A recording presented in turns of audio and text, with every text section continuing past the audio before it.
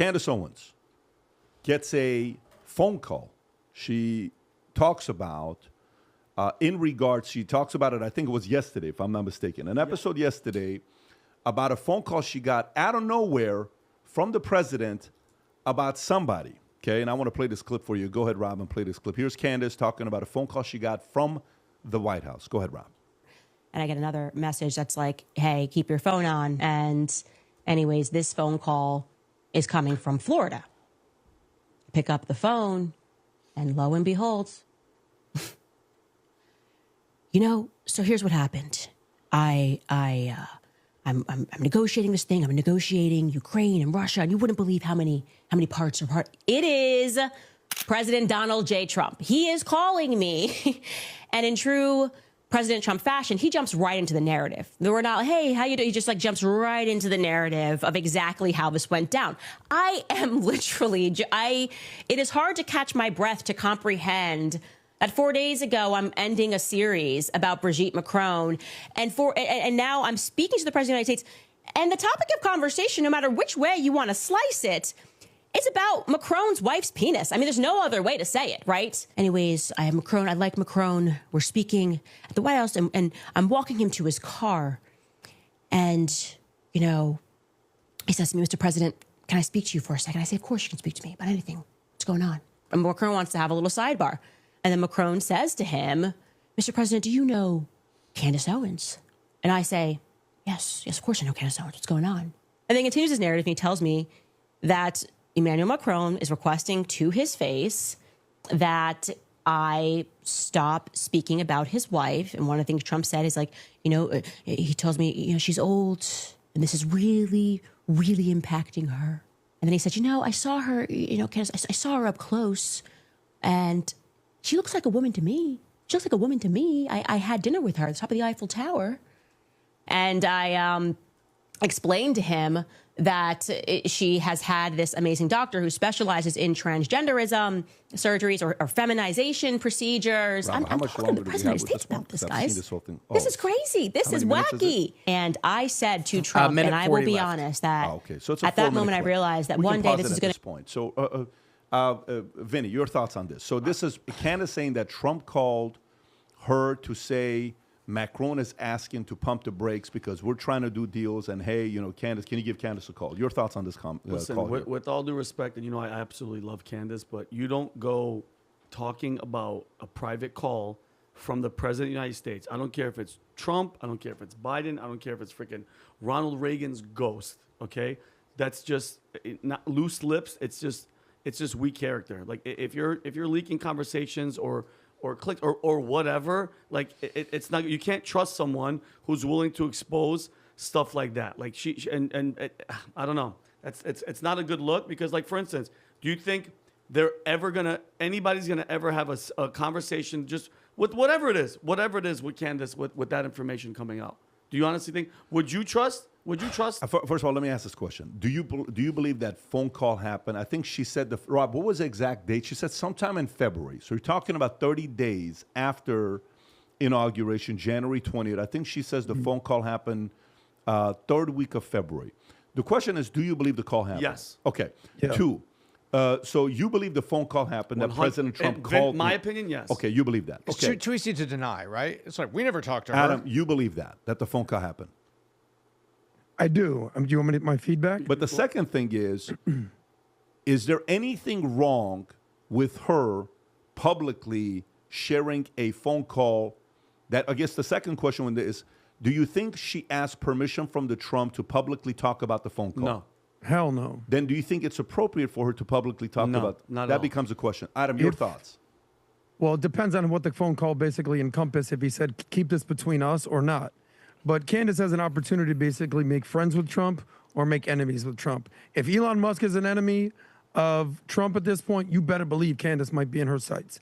Now, what you don't see in that clip is the reason that Emmanuel Macron asked that of Trump was because basically it was, we've heard the quid pro quo thing before.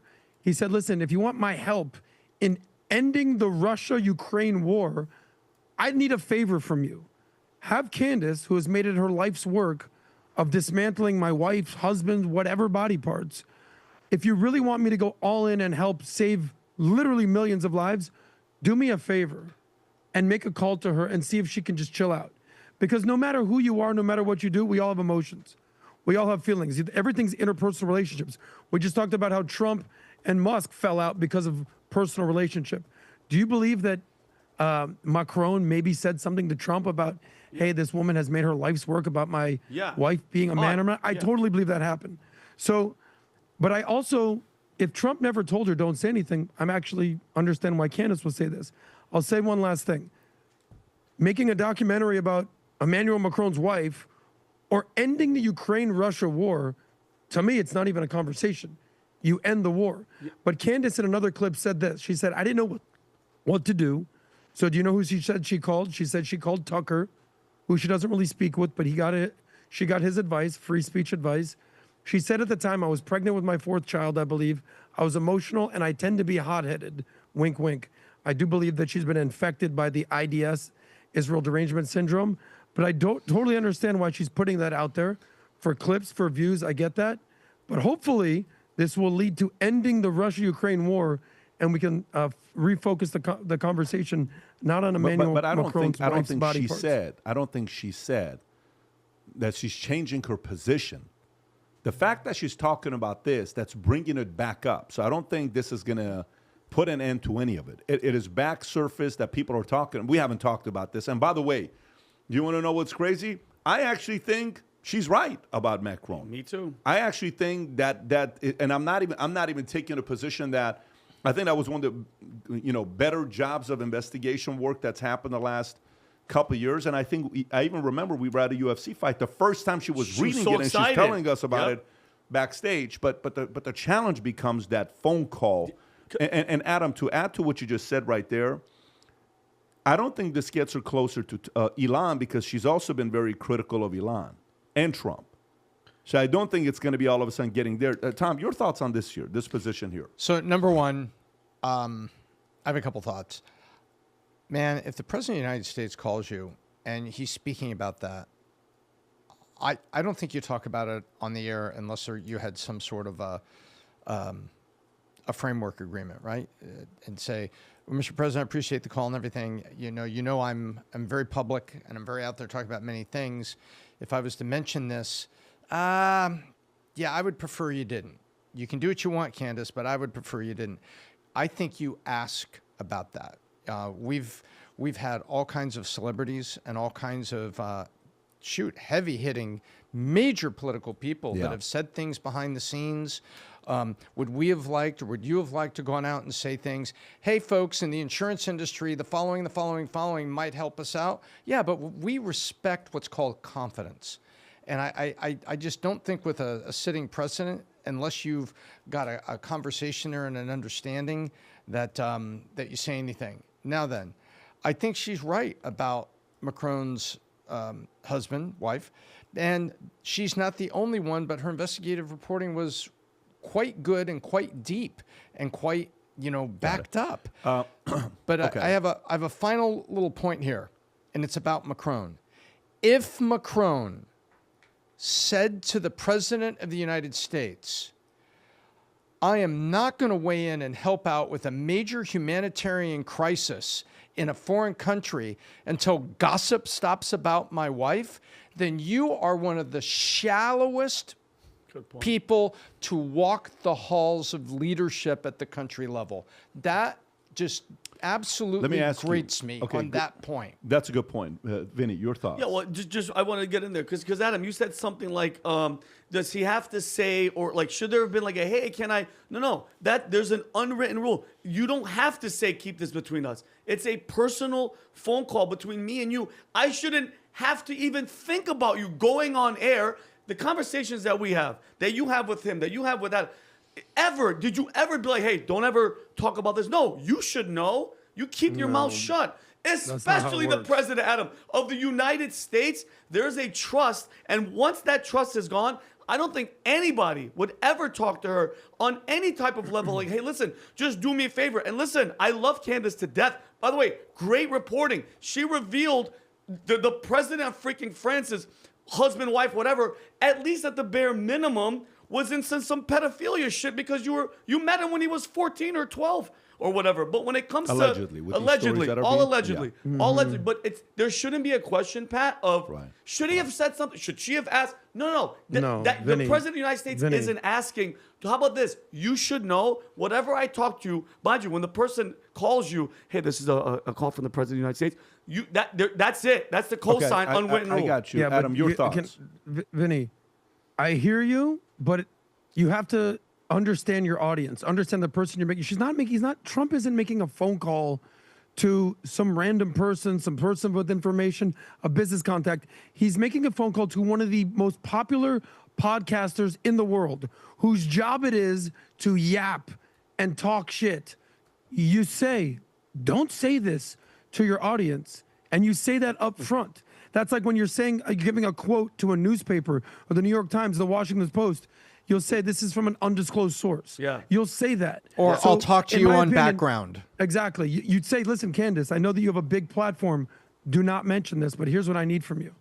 And listen, if the Trump is basically saying, hey, as much as shallow it is about Macron basically trying to defend his wife, people have emotions, people have feelings. If it's a matter of saving lives and ending of war, you do what you're told. Because to me, this whole thing that we talk about, signal versus noise is whether Brigitte Macron has a penis or not. Signal is ending a freaking war. It's not even close, in my opinion. Yeah, but no, Adam, I agree. I agree 100%. Okay, so we'll just end it right there. No, it's- well, let me ask this. Let me ask this other question. So on this one here, we went. Okay, so maybe the last question. Trump making the phone call. Do you think Trump made the right decision calling, or should Trump have told Macron, bro, that's your business? What, you want me to call Candace to tell her to stop talking about you? That's embarrassing request you're making. The request means it's right. So do you think the president should have made the call, or do you think the president making the call knew that there's a possibility that Candace is going to talk about this publicly? You remember when we did the podcast, something happened in the middle of the podcast with the president, and he said, Yeah. Okay, so do you think the president knew she may talk about this publicly? Yes. I think in that moment, Pat, because he's like we talked about, he's such a deal maker. Adam, you said this. He just wants to make deals. I don't think in that moment he's going, oh shit, is she gonna? Okay. Because you should have, and because Yeah. there's a book, Pat. This is in regard to her too. There's a book that a guy wrote. You guys might have read this. It's called "Choose Your Enemies Wisely." Yeah. She is choosing Adam. Elon's a whole different ball of wax. This is the worst enemy to make. Is the president of the United States, who's not only going to be in for 4 years, whoever's going to come in after him is going to be in there for, hopefully, God willing, for a bunch of other years. Nobody's going to trust her. They're not Yeah, I going to don't trust think her I don't to think have she any cares. conversations. She doesn't have You to don't care. think she It's a cares? fact. Okay. The range of people that follow The Future Looks Bright, it's absolutely amazing. Seeing people in airports wearing Angry Patriot gear, Future Looks Bright gear, all over the place. Exciting times. And it's 4th of July, and we love America, and we love freedom. And if you do as well, you love the brand, Valuetainment, you love America, you believe in Future Looks Bright, this is a way for you to support your brands. This is why we don't take sponsorship money. We do it through the businesses that we run. And by the way, we are shameless capitalists. We don't hide it. We believe in capitalism. We believe this is the way to make the money so you don't have to go in, have to be loyal to somebody that's giving you money. Our loyalty is to you. We talk to you raw, open. And if you like it, you don't like it, great. You get to connect us and say, Pat, I disagree with you. I can't believe you said this. And if you agree, great. We talk about it as well. So this weekend, 4th of July, we have a blowout sale up to 60%. On top of that, we have the women's line that also came out. Rob, if you go to the website, there's a women's line as well that we have out there. If you go on the collection and you go to ladies collection, ladies, you ask for it. We now have some gear. Big influence of this is Jennifer David, who said, we need to get some ladies gear. Future Looks Bright. I will also give a shout out to Kim, because Kim's been telling me that she wears the short sleeves when she goes golfing. So thank Jen and Kim for a lot of this.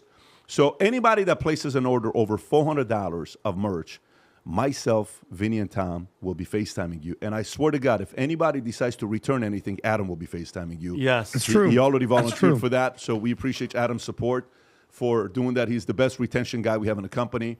But $400 will be FaceTiming you guys to Don't talk make to me you. come over to your house. And he will, buddy.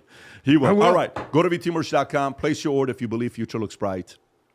Get some of the gear. Sport it everywhere you go. If you enjoyed this video, you want to watch more videos like this, click here. And if you want to watch the entire podcast, click here.